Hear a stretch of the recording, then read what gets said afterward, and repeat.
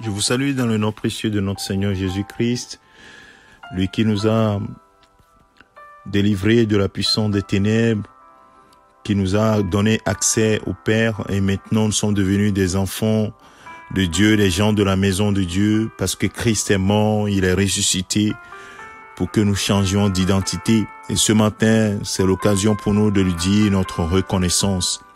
Ce lundi 16 mai 2022, nous voulons encore une fois nous attacher à la parole de Dieu. Et ce matin, nous voulons nous exhorter à savoir avec qui nous marchons, avec qui nous cheminons. Et le titre de mon exhortation ce matin, c'est « Choisis avec qui tu chemines, avec qui tu marches ». Bien-aimé de Dieu, la parole de Dieu est cohérente dans certaines situations. Il y a des personnes avec qui tu ne dois pas continuer à marcher. Ou bien si toi-même tu marches ainsi, tu dois changer de cap. Bien-aimé, la parole de Dieu, l'apôtre Paul dit à son fils dans la foi, dans 2 Timothée chapitre 3, il dit, sache que dans les derniers jours, il y aura des temps difficiles, car les hommes seront égoïstes, amis de l'argent, ainsi de suite.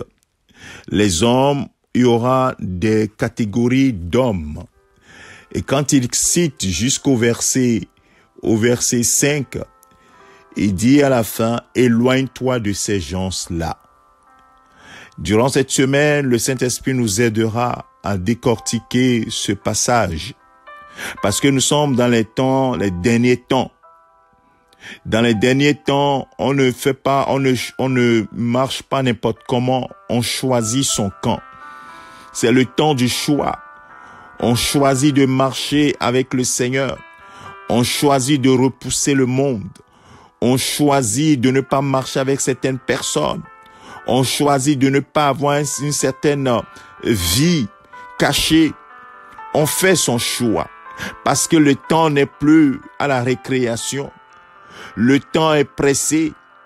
Le temps est très proche et il faut faire un choix rapide et un choix radical. Les gens vont choisir l'égoïsme. Il y aura des hommes qui seront égoïstes. L'égoïsme, quand tu regardes dans le dictionnaire, on dit c'est un attachement excessif, porté à soi-même et à ses intérêts au mépris des intérêts des autres. Nous voyons beaucoup de chrétiens marcher ainsi. Mon frère, ma sœur, si tu écoutes ce message ce matin, si tu as cette attitude d'égoïsme, tout pour toi, rien pour les autres, change de cap. Change de cap. Ce n'est pas la pensée de Christ. Christ n'a jamais marché comme cela. Et si tu continues de marcher comme ça, je ne sais pas ce qui va t'arriver, mais je sais que tu ne seras pas agréable à Dieu. Ça, c'est clair. Parce que ce n'est pas du tout la pensée de Christ.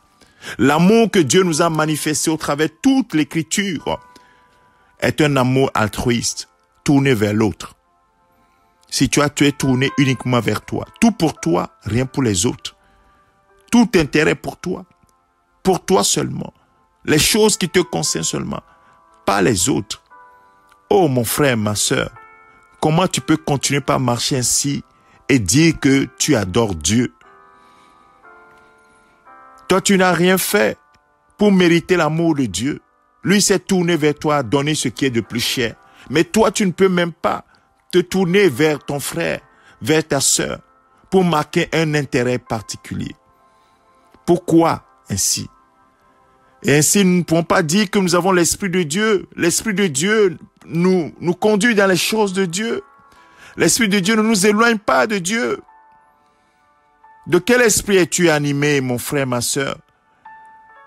Si tu marches de façon alignée avec la parole de Dieu, alors éloigne-toi des égoïstes. Éloigne-toi des gens qui ne cherchent que leur intérêt.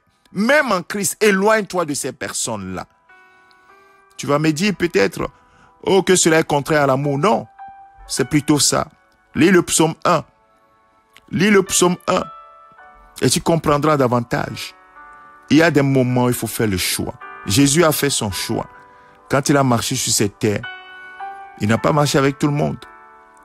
Il a fait son choix. Mon frère, ma soeur, tu dois faire ton choix. Et tu dis, oh, ben tout le monde, je peux marcher avec tout le monde. Tu es en train de faire une grave erreur. La parole de Dieu dit clairement, éloigne-toi de ces gens-là. Parce que les mauvaises compagnies corrompent les bonnes mœurs. Ce matin, ce conseil pour commencer cette semaine. Mon frère, ma sœur, nous allons continuer au cours de cette semaine à décortiquer cette parole parce que ça nous concerne directement. Nous sommes dans les derniers temps. Ça te concerne directement et moi également. Que le Seigneur te bénisse.